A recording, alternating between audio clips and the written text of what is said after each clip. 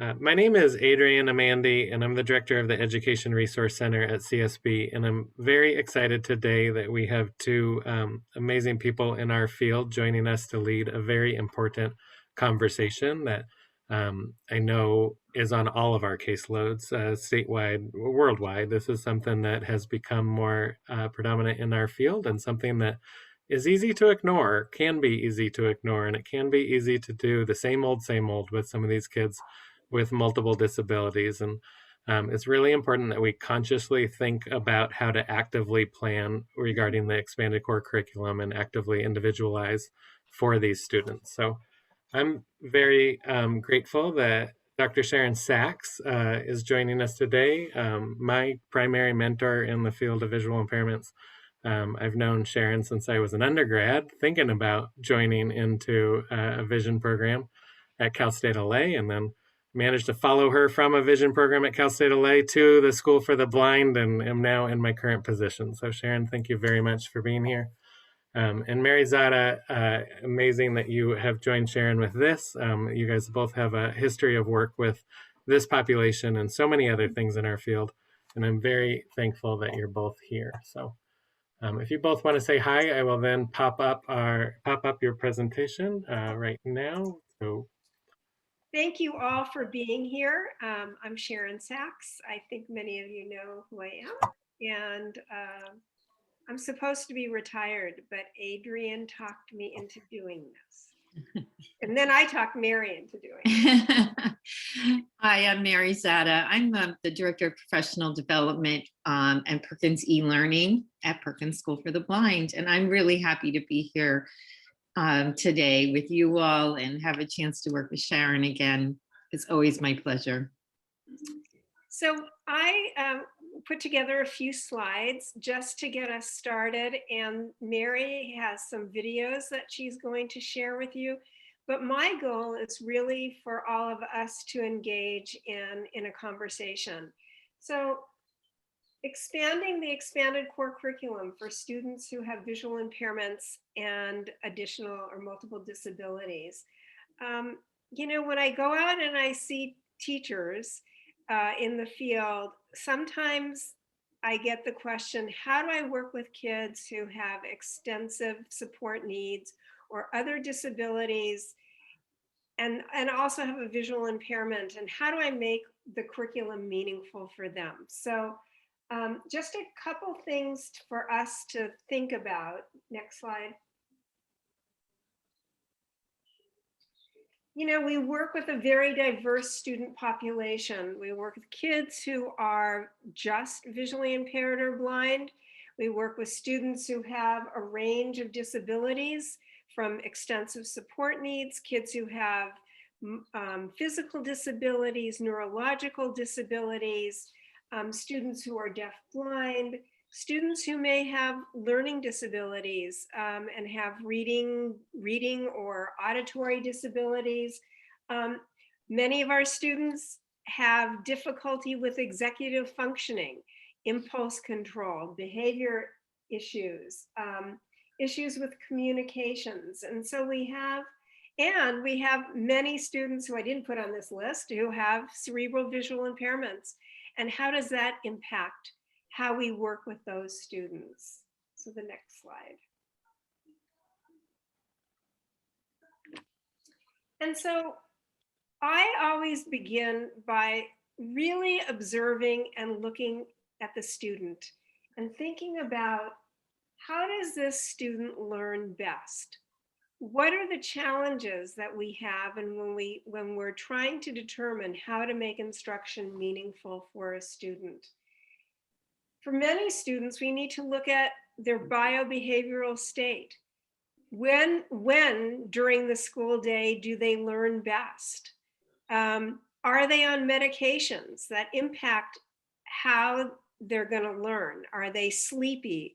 Are they passive learners? Do certain noises and environmental factors influence how the student's going to learn? Do too much auditory noise make a difference? Do visual stimuli too much visual stimuli in a classroom make a difference? Does lighting make a difference? If it's too bright, do you have to dim the lights to make it preferential for a student? What's the student's attention span? What distracts a student? Too much noise, people walking through the classroom? And how do we accommodate for that? Is a student tactily defensive? Does a student like hard touches? Is a light touch, create a situation where the student just pulls back and doesn't want to learn? Concrete versus abstract learning. Is the student a concrete learner? Does everything in the world impact the student? Are abstract concepts difficult for the student to grasp and learn? What is the student's motivation for instruction, for learning? What's going to motivate that student? What are the student's likes and dislikes?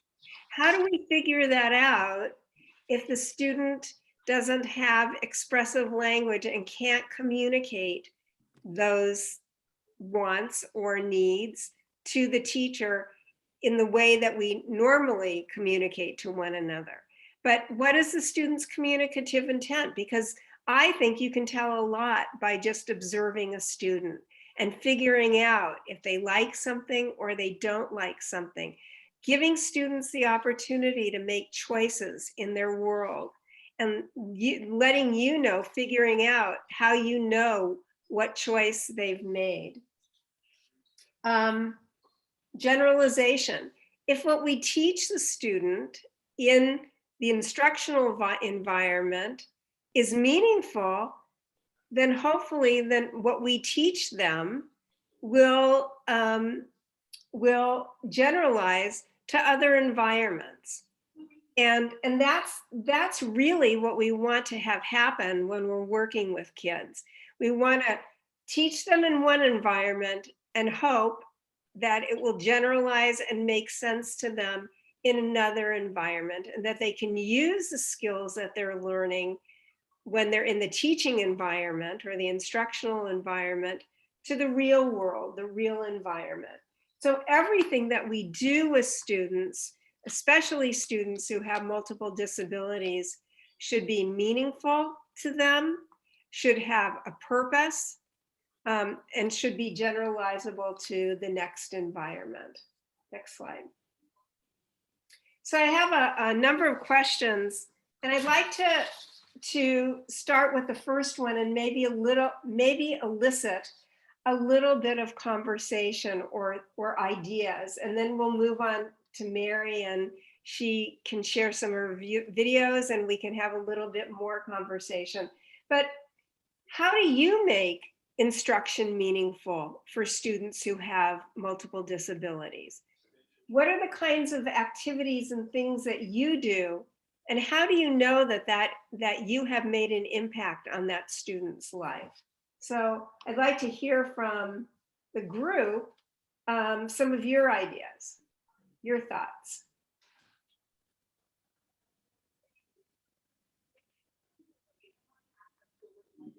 And I'm not going to be able to see you raise your hand, so maybe Adrian can help with that. Hey Sharon, it's Sarah Blair. How are you? I'm great.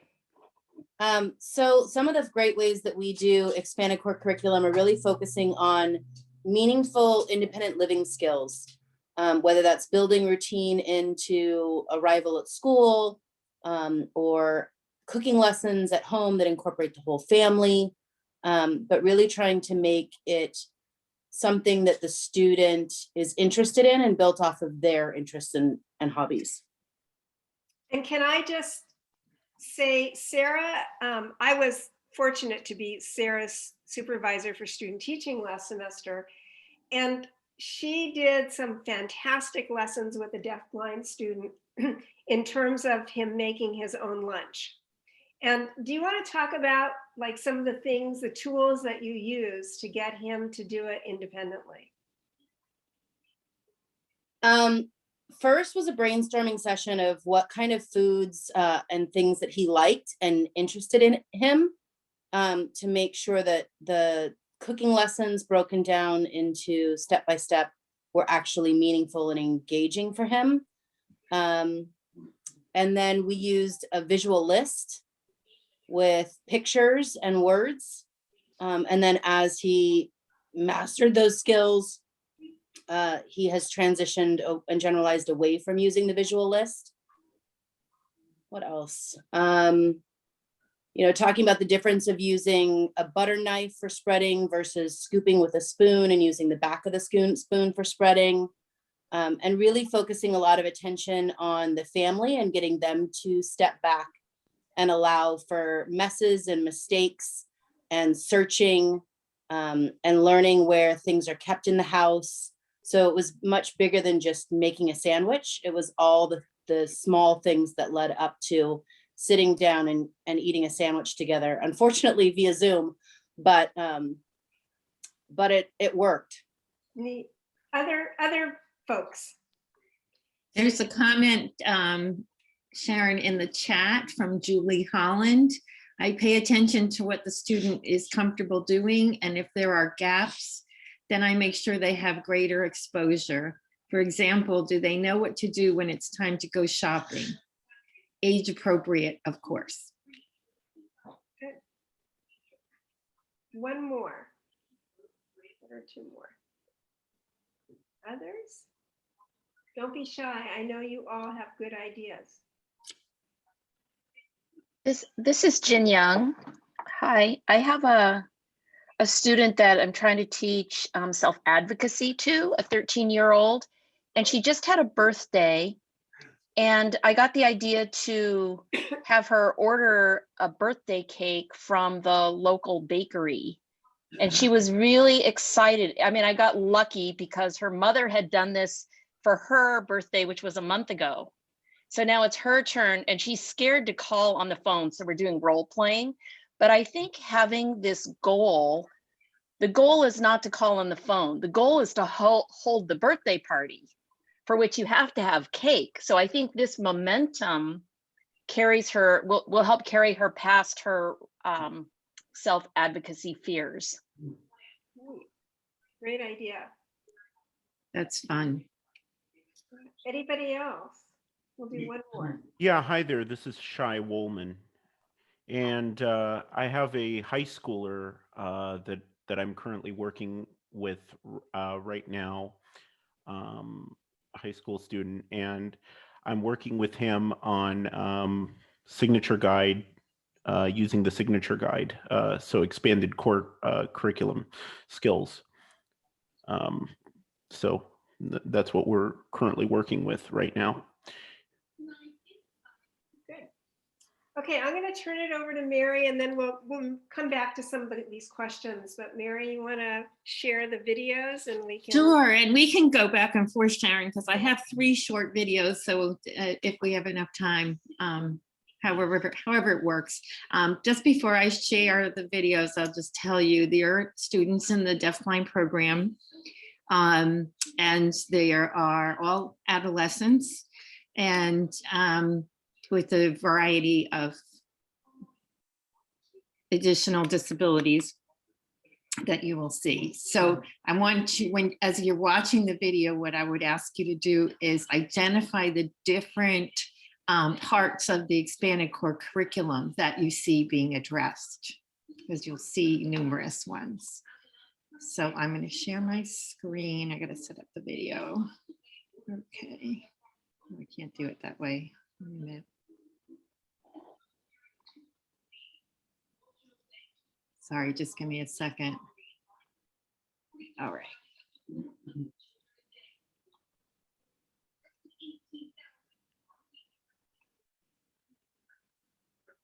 Click both buttons. I remembered, Winnie.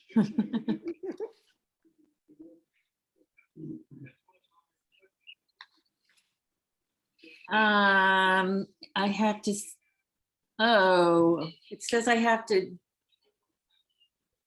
install the Zoom audio device. Shoot. I don't think the audio is going to be that important. Is that because she has the optimized sound? What if she doesn't click oh, it just popped up on our screens. Yeah. Should I just try it and see? Let's see what happens. Okay. I can hear it. Are you Nope. hearing anything? Yes. You are. Oh, good.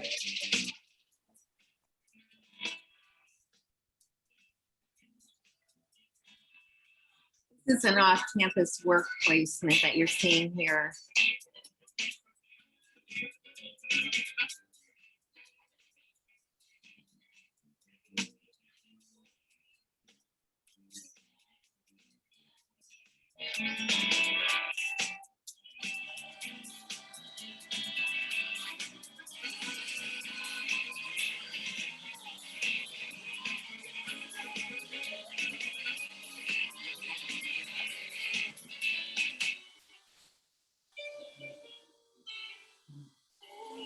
Little fiber, doesn't hurt anybody.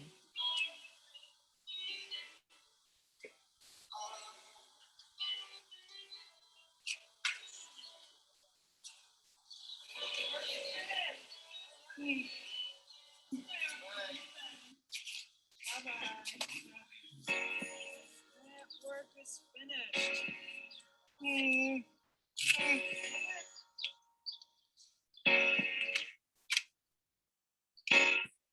What's next? What's this?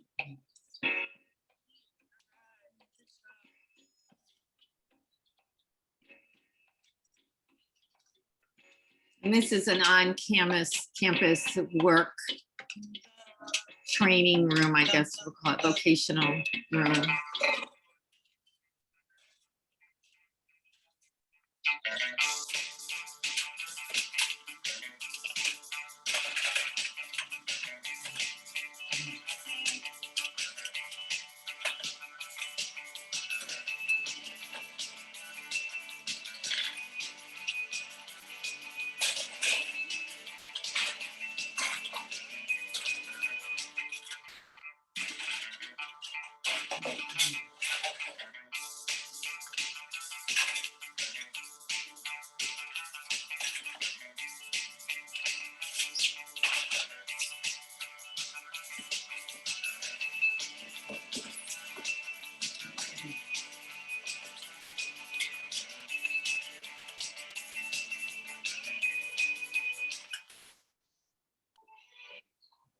I just realized, Mary, my apologies, I'm not clicking. We do have a couple people watching this who cannot see, so you want to take a moment?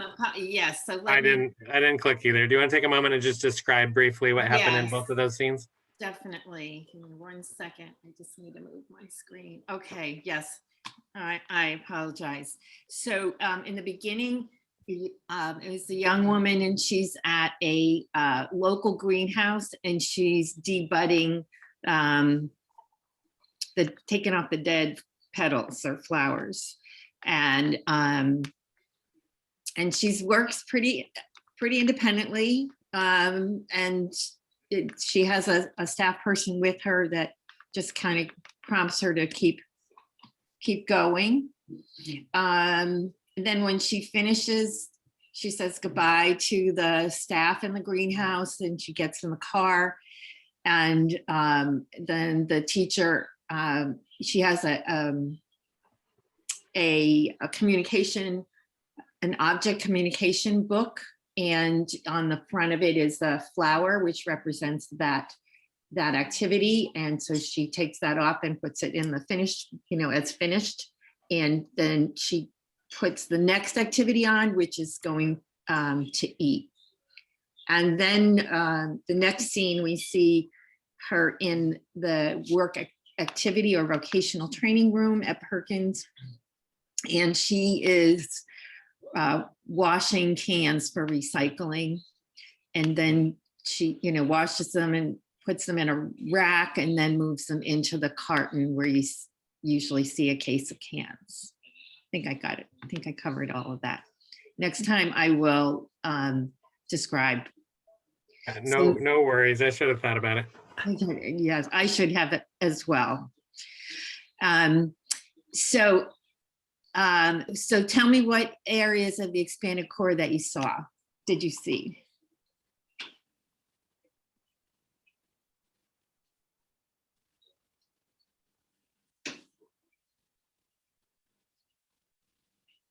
Oh, come on. You know, I've worked with deafblind kids, so I can wait a really long time.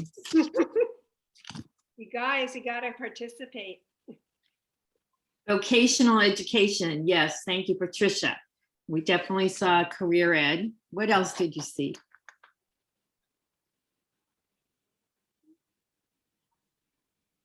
Social skills. Social skills. Yep, right. Same goes to the people at the, yep. Sorry, Patty. Oh, yeah. I think that I saw some low tech. So the communication binder was not a fancy communication device, but I love that it's not going to run out of battery power. Right. The woman definitely knew what the symbols meant. And I like the way the staff member had it readily available. It was really a good low tech image. Thank you. Yes, right. So there's assistive technology, and then calendar scheduling awareness, somebody put in the chat. And so that's Andrea. And so what area of the expanded core does that fall? You're right. What area does that fall under? Be daily living skills or independent living skills. It could be. It actually falls under compensatory ed for communication. Yeah. But I was also gonna add that they're using O&M as well as they navigate the room and out to the car and that kind of thing. Yes, very good. Excellent. How about in the flower market, in the greenhouse? Besides it being vocational, what could it be?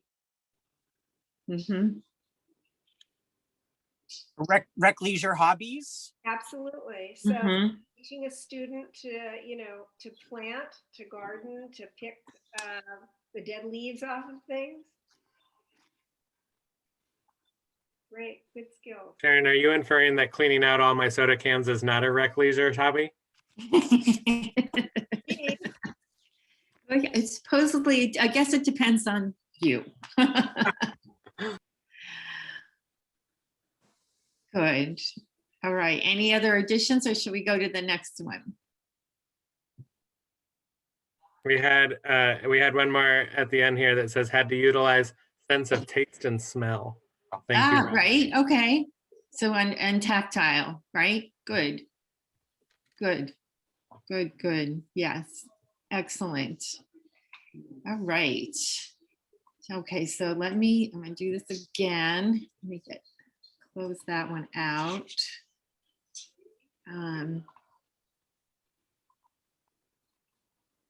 I feel like I'm back in college here, and I feel like you're going to pose a video and we're going to be able to identify how every single area of the expanded core is happening.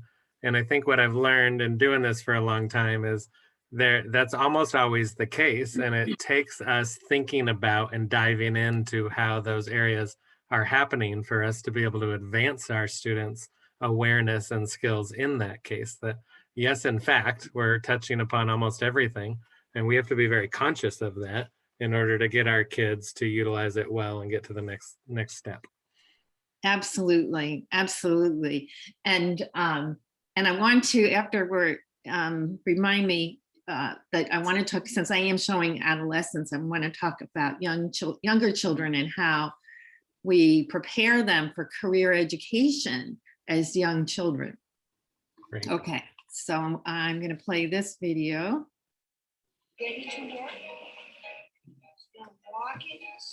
So it's a young woman who is totally blind. So the teacher's tactile signing with her, and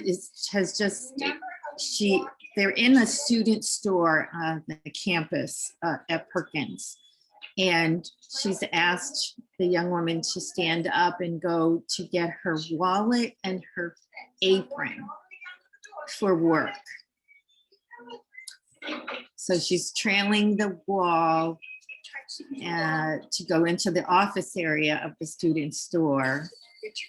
And the teachers asked her to get her apron. She's got her apron. Put your apron on, the teacher says. Okay, you know what we're gonna check for? Let's check and make sure we get the pocket. Okay, the pocket's here. Teacher wants her to check to see that she's got the apron placed in the right, with the pockets on the outside. And she prompts her to ask for help to tie the apron.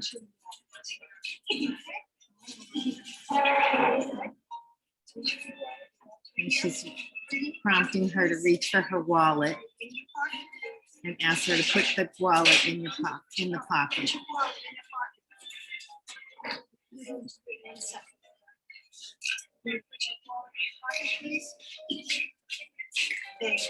Okay, let's get the soda and we're gonna begin working. So her job here is filling the soda machine. So the teacher says we're gonna get the soda and fill the soda machine. And now she is, the teacher's pulling the cart and the student is pushing the cart over to the machine. And now the teacher is helping her to open the machine. And pushing the door all the way open.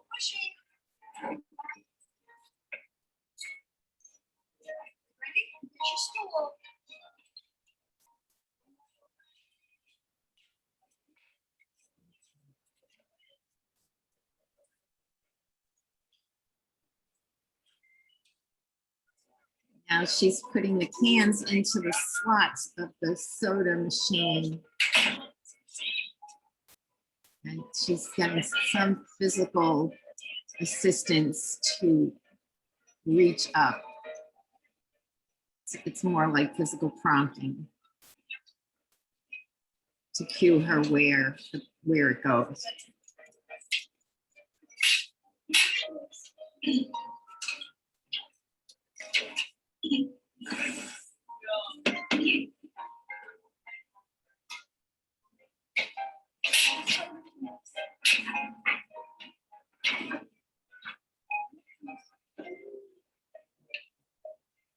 Put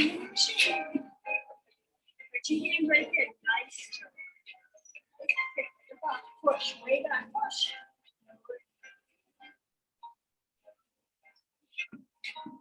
So I like the way that the teacher is trying to do less physical prompting. She's just kind of touching the student's arm rather than. Right, yes.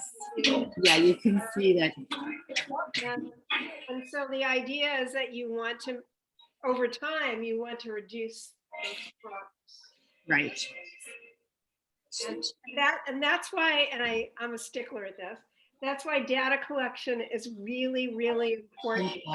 So important. Ooh, what happened here? Wait a minute, I'm sorry. Okay, I don't know what I did. I think I hit something. Now the teacher is helping her to close up the machine and to lock it up. Return the cart. And now they're going to return the cart to where it had been in the office.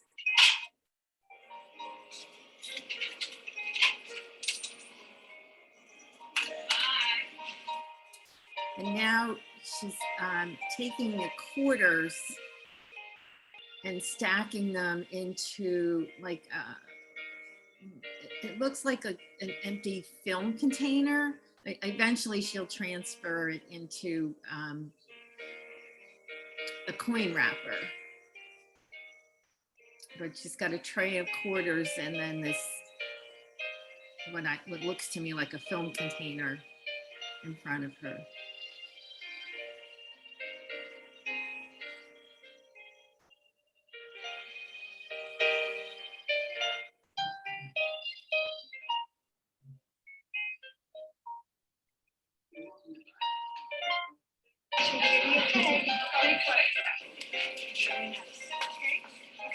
Open your wallet. Now she's Open your wallet. in the office with a teacher, and the teacher's asked her to take the wallet out Nice.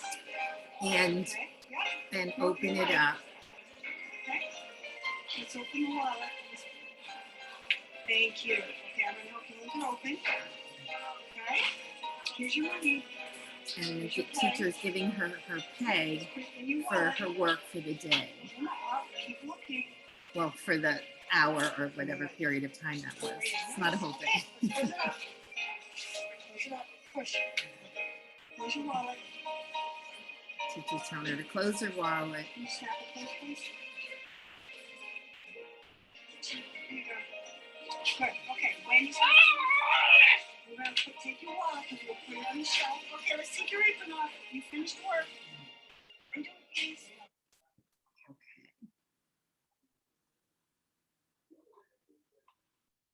All right. So let me just get out of this screen. Okay. So same question here. What areas did you see? Yeah, so I saw career awareness. Mm-hmm. I saw orientation mobility with pulling the cart,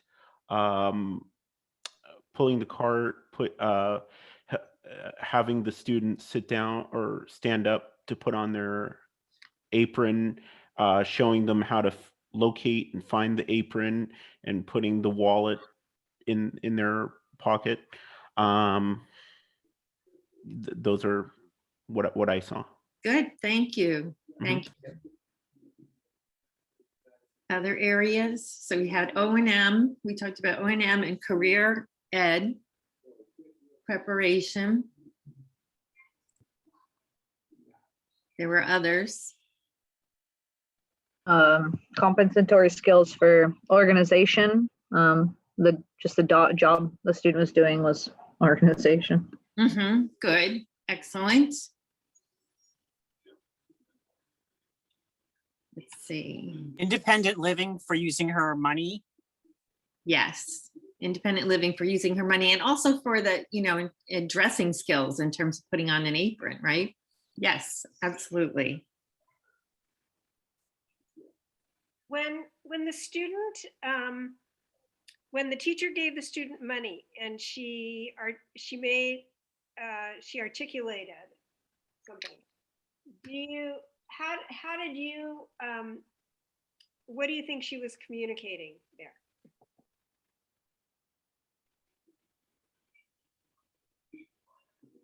Are you talking about when the student was vocalizing Yeah, vocalizing, yes. at the end? Yes, yes. I almost thought she was happy about getting the money and was going to go buy a soda, Mm-hmm. but I didn't see enough of it to know, but that would have been a neat follow-up for her to, have a treat. Right, to use the money. Yeah. Yeah. So we have some students who get paid immediately after they complete a job to help them learn the concept of money for trade. And other students will actually get a check and take it to the bank and all of that stuff. I also wanted to comment on another area that I saw, if I may. Yes, please. I also saw some tactile discrimination as well. Tactile discrimination in actually feeling the amounts of money, quarters and etc. Maybe also taking the sodas out of the machine. I don't know if the sodas were of different sizes, but if they were, that might have come into play as well. Mm-hmm. Yes, good. Thank you. Thank you. Sharon, do you want to go to one of your questions and before the third video? Yeah, before I do that, I want to talk about, because I think you might all be thinking about this. So in Mary's videos, you're seeing students doing a lot with their mobile and but we also have students that we work with who have very severe physical limitations and have extensive support needs. And so to me, sometimes TVIs and O&Ms have a really hard time about thinking about how do I provide instruction for those students other than, you know, doing a little bit of Lightbox work or so just, you know, and maybe some Lily Nielsen with younger students. So have you, what challenges do you find with those students that may be on your caseloads? And how do you make that instruction meaningful for those students? Actually, Sharon, that's my third video. Okay. You want me to show it now? No, it's fine. Yeah. Do you want me to show it now and then we can have that question? Yeah, I think Okay. So. Okay, sure. All right, let me do this.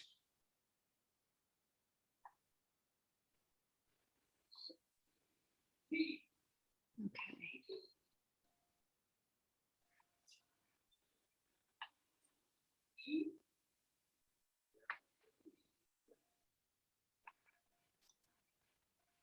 Okay.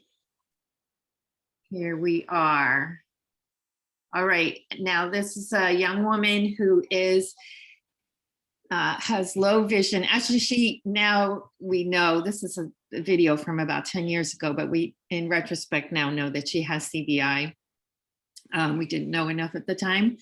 And she is in a wheelchair and she is deaf. And what else will I tell you? I'll just describe as we go through what the activities are. She has very limited she has no movement in her lower body. She has very limited upper body control. She does, I'll tell you this, she uses it to say yes, she raises an arm, and to say no, she sticks out her tongue, and that's her expressive communication. And so you're going to see examples of that as we go through. You have cooking class, okay?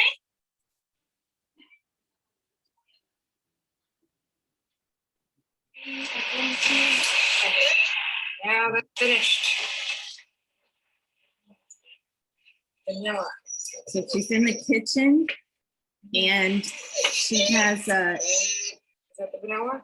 a picture board in front of her that flips for each step of the recipe. So now it's, the recipe is calling for vanilla, and the teacher asked her if she, The vanilla is finished. she picks up the vanilla and says, is that the vanilla? And the girl raises her arm. The mixing machine. The next step is the mixing machine. Oh, I don't know what's happening. And she is to ask her, Yes. is that right? And she says yes by raising her Right arm. with that hand first. The teacher gives her a switch to use to turn on Ready? the machine.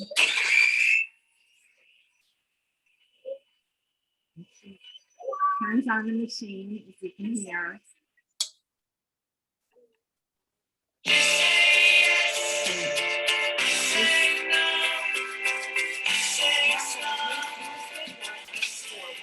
Now she's in the vocational training room, and the teacher says, we're going to look at your schedule to see what you want to do first. Do you want to do, and she said, do you want to do recycling first? It's like she has several activities, and then she also has a break. So she gets to choose the order of the activities. The teacher is waiting for her to answer. And she actually, okay, and she says no by sticking out her tongue. Last one. Last one. So it's the last one you choose. Do you want break time? Do you want break time? Okay. Break time, and then you go home. Break time, and then See you go Dad and home Mom. and see Mom and Dad. Break time, Cool. and then you go right home, see Break Dad and time, Mom. and then you go home, see Mom and Dad. And now Sign your name. she's signing in like you would Name punch stamp. in when you go to work. She has a name stamp. And the teacher helps her basically kind of hand over hand, press it down. All right. Good you. Leo, that's you. And now she's in a different part of the building, and she's actually on a delivery job. So she has some ability to use one arm to push things off her tray. And that's how she's delivering.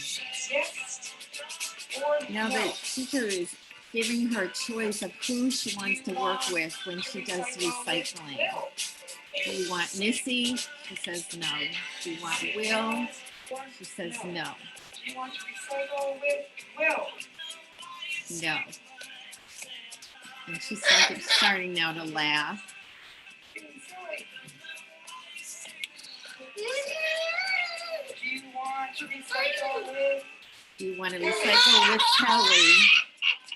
And she raises her arm to say yes. So you know that this recycling, picture is about but you recycling. don't want to recycle with me. And she Okay. signs yes again. We need to go upstairs She thinks and it's tell hilarious. Kelly that. And here she is recycling with Kelly by knocking a bottle off her tray into the recycling bin. Okay, that stops. Okay. Escape out here. Oops. Okay. Move my screen. Here we go. Great. Okay, same question. And and then here's where we can hear your ideas as well. What challenges and what did you see in the video, which I think was great. It demonstrated a lot of good strategies. Yeah, which areas of the expanded core did you see? Self-determination with decision-making. Mm-hmm, good, yes.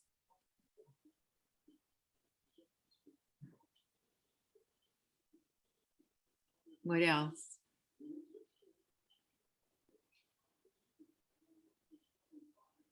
Think about the different places that she was. Assistive technology. She used the squeeze switch to operate the mixer. Yes, right? And then she got a taste of the whipped cream. I saw that. Yeah, she did. Yeah. And what was she doing in that activity where she turned on she was in what class?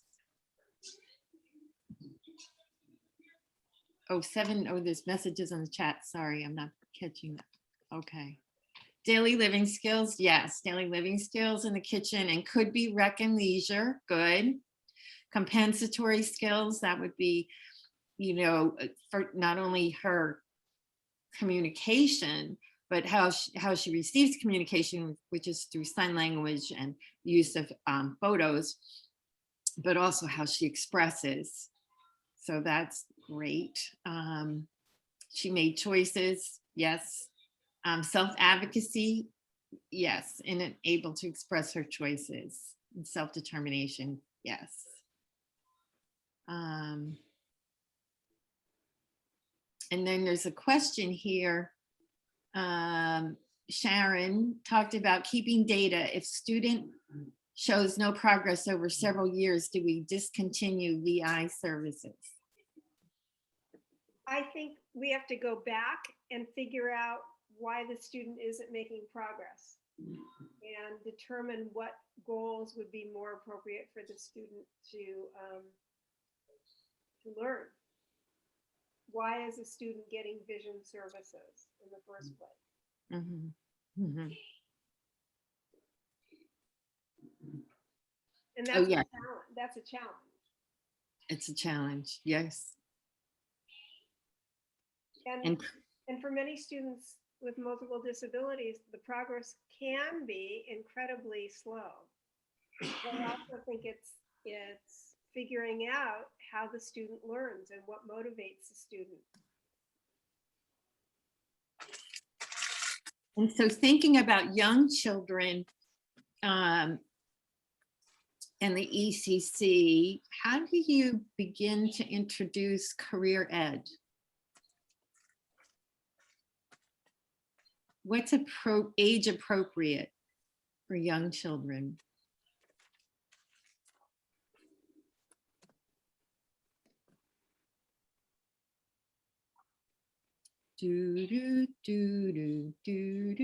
Helping in home with family. Good. Jobs in the classroom, cleaning up own space. Exactly. Pretending play. Sure. Yeah. I was gonna say day one, really at the home, as she said, helping out with the family when it's time to take a bath. What do you do to take your bath? Helping in the kitchen, just everything you can think of, practically from the moment they're born. Right. Taking Right. responsibility for their actions, for doing things. So like you saw with the older student just now, she had one use of one hand so she could put the recycle in a container. A child could do the same thing with his or her clothes, put them in a basket. Just with a hand. Very young children can do that. Right. Listening comprehension as well. Right. Sure. Yeah. So I'd like to And get, go ahead, I'm sorry. Oh, sorry. You can also be talking to them about all the jobs of all the people they encounter. Like the garbage truck comes, that's a job. You go get the car repaired. You could take your kid along and let them know there's an auto mechanic job, the doctor job, et cetera, et cetera. And when you, oh yeah, visiting the grocery store, there's jobs there. Visiting the bakery, there's jobs there. The mailman, excuse me, the mail person, there's a job there. Right. Just introducing the concept of people work, when they become adults. Yeah. Good. So what challenges do you face? I'm not sure. I mean, I think the question about when a student isn't showing progress over years and years and years is an important one, but it's also analyzing what you're teaching and the value of what you're teaching.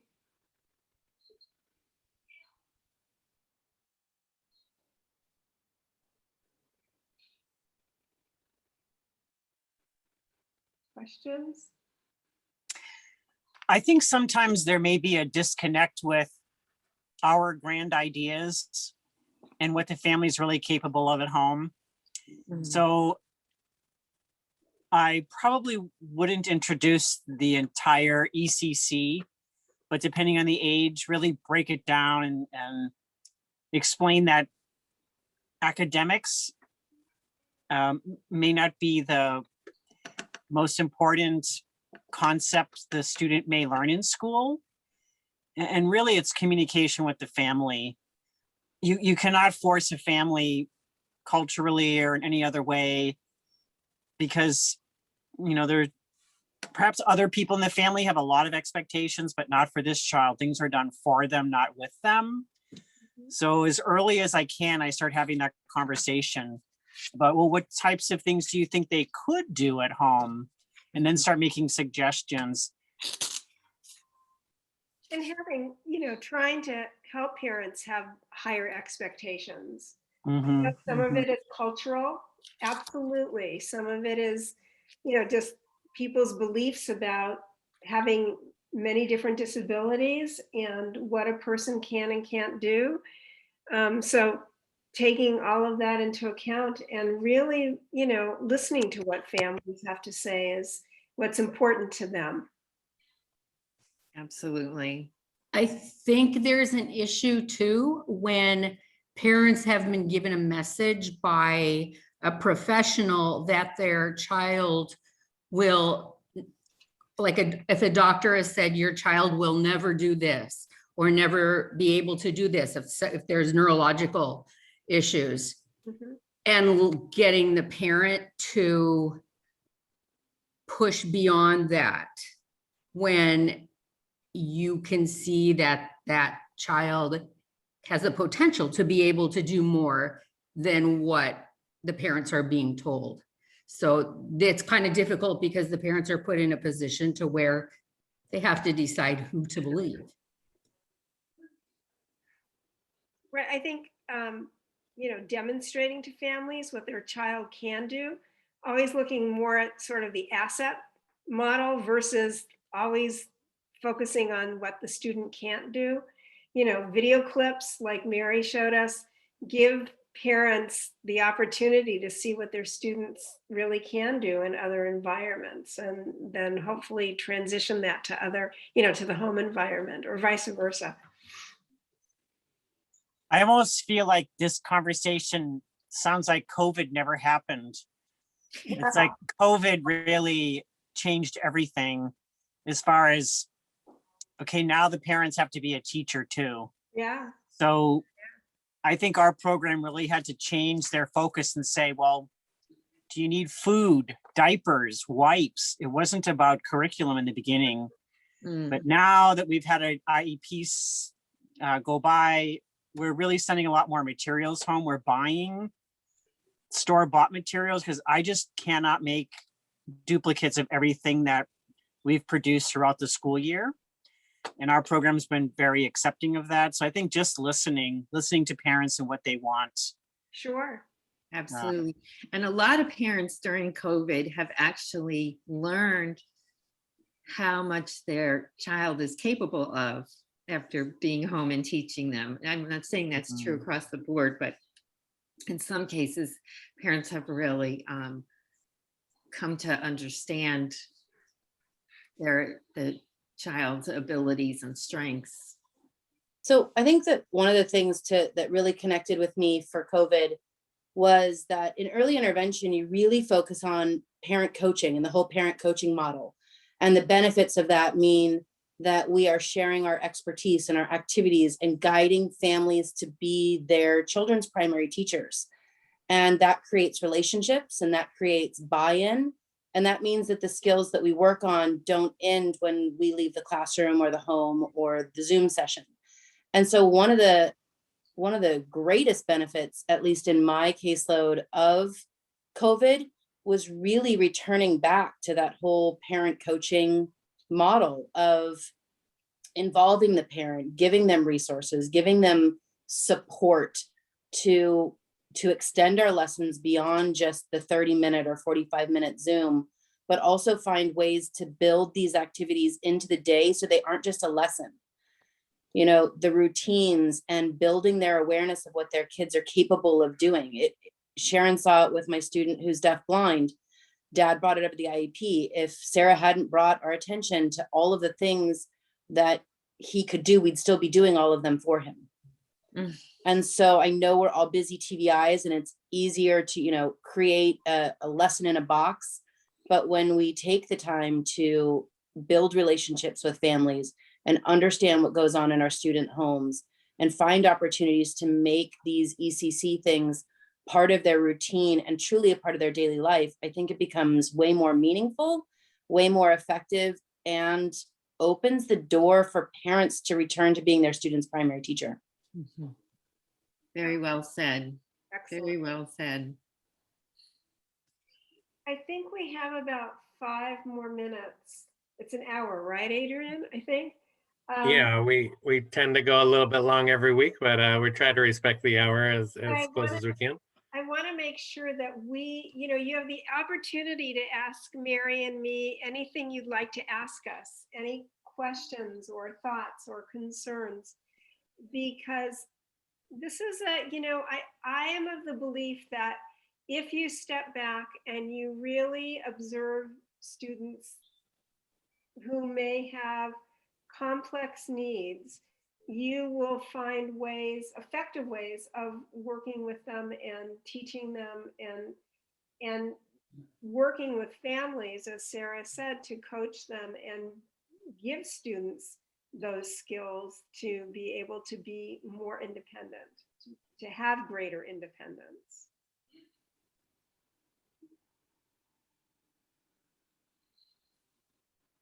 Any questions, comments?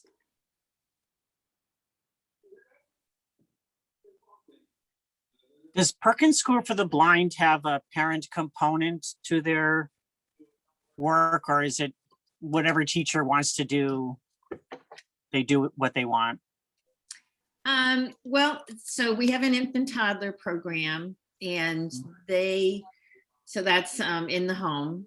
And then we have the infant program, and then the toddler program.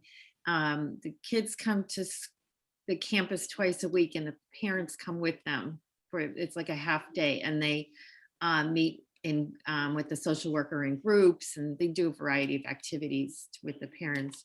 For the school age kids, parents are involved in the IEP development. There's also parent, each of our programs, like the deafblind program, has its own parent group, and they meet on a regular basis. Think of other ways.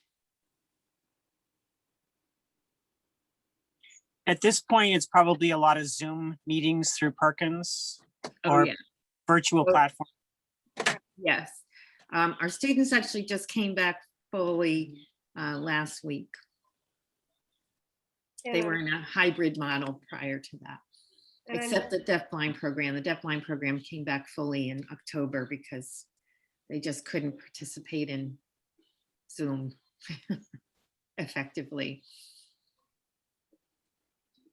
So other thoughts about expanding the expanded core with students who have additional disabilities, visual impairments and additional disabilities? Strategies that you want to share with the rest of the group?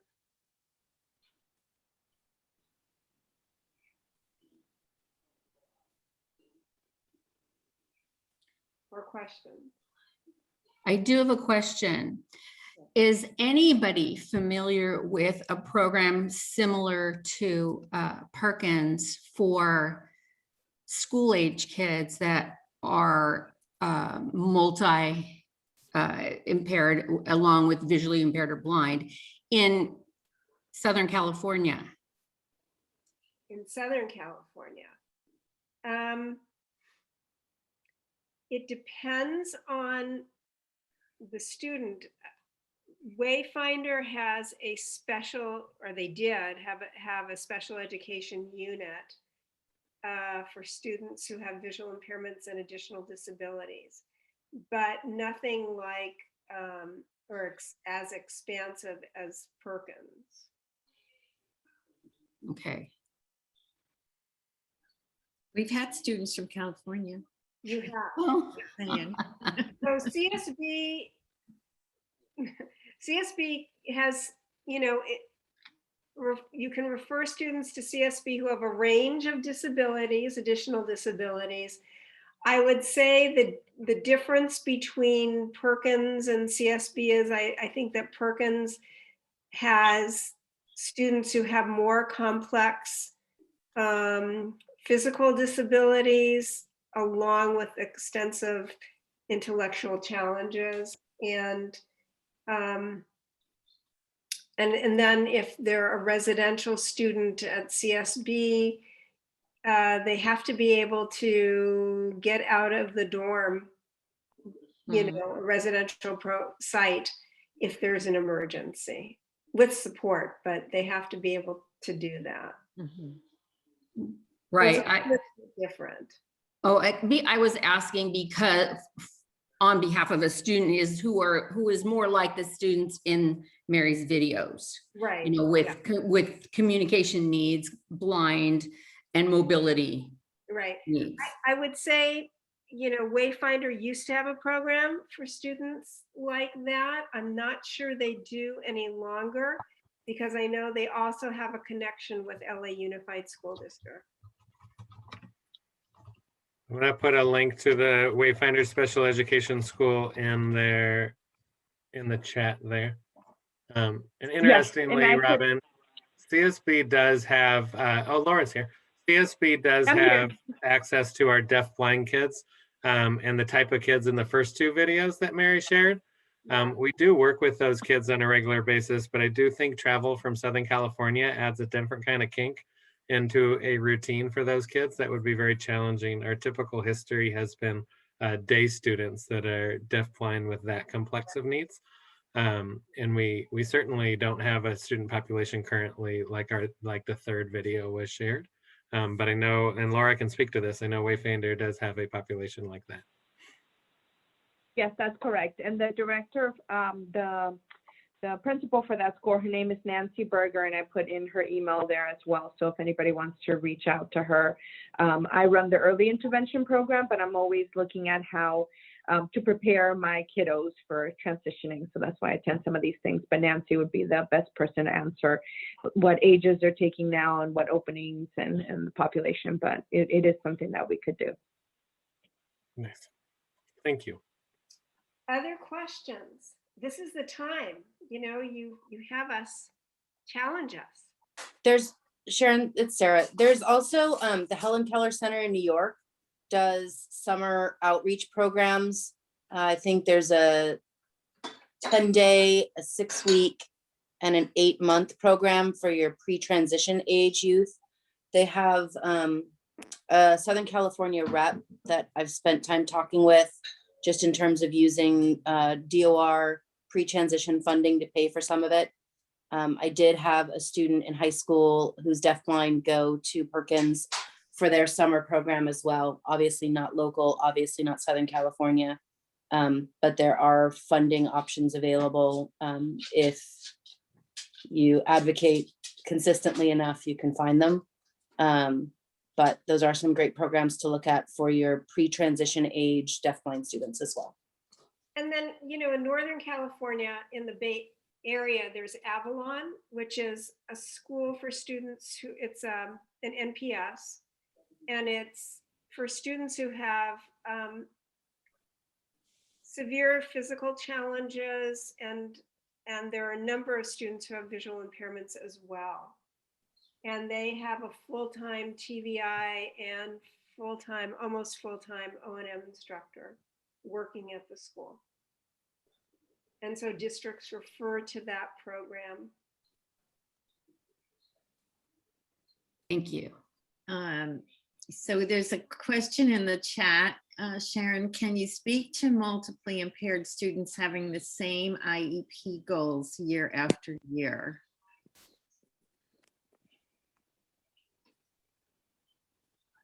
So what kind of goals are you talking about? Because that would help us to know. While we're waiting for an answer there, I would think that if the same goals are being repeated year after year, there's a problem with the goals. Yeah. They're not specific enough.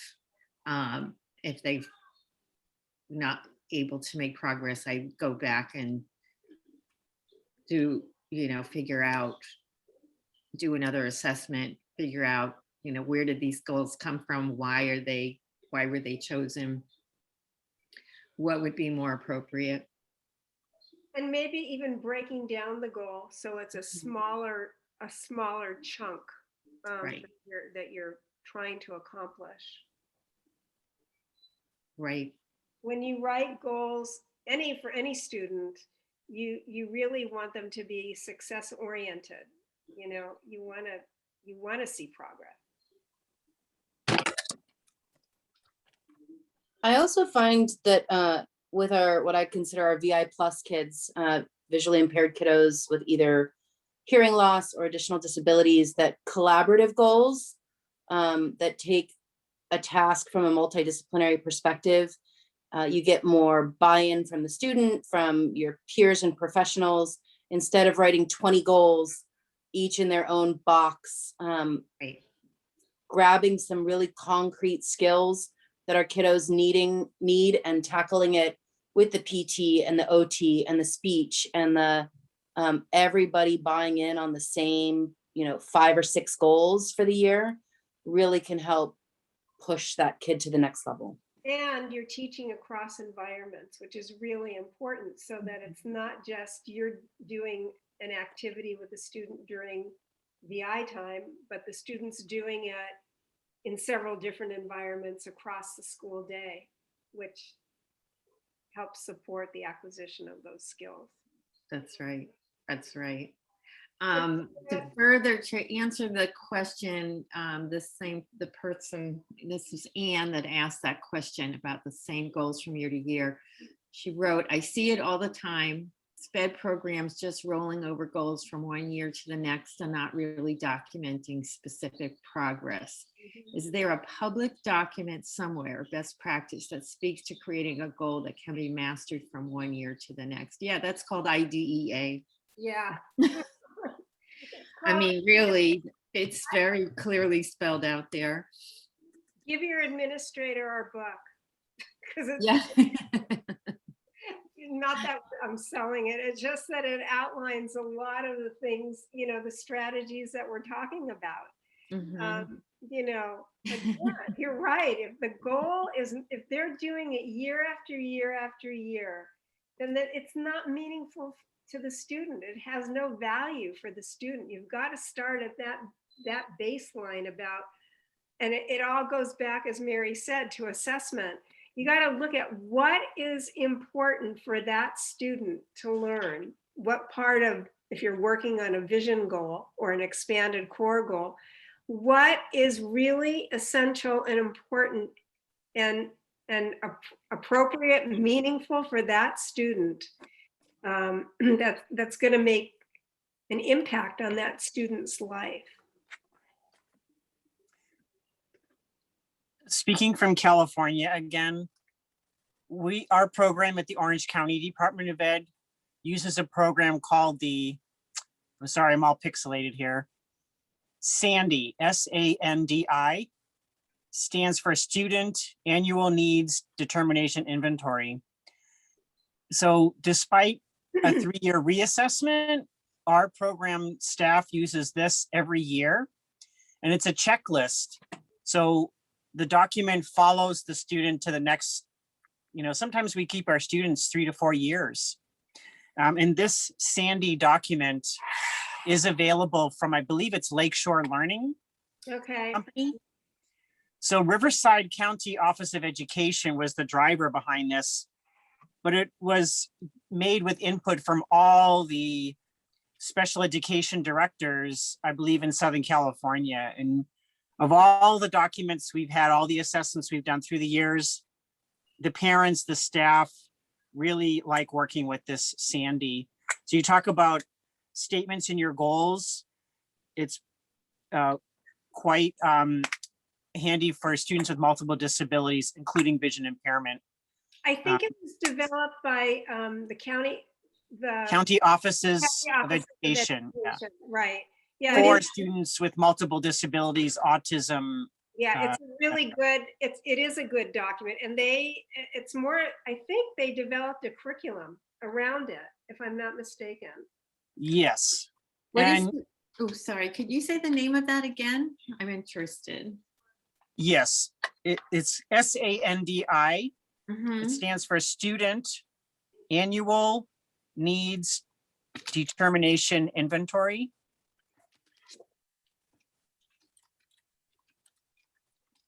I mean, you still have to be creative with your lessons and adapting the goal statement, because this is driven by the Common Core state standards. So, you can't just pick goals out of the air anymore, which I've been with the county a long time, and that's how it used to be.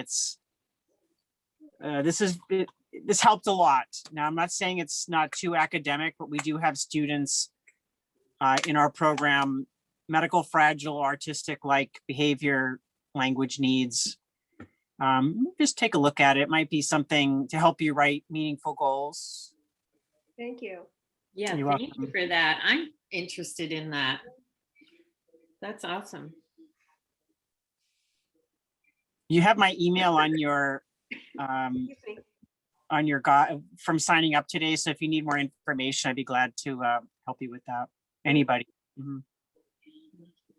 So I'm going to go now. Thank you, everybody, for today.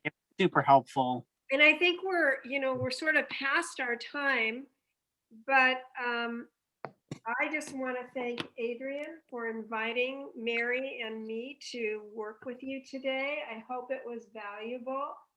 And thank you all for attending. Yes. Thank you all. Thank you, Adrian. Thank you, guys. It's good. Thank you. Okay. Bye-bye. Thank you. I know. Thank you. Bye-bye. Bye.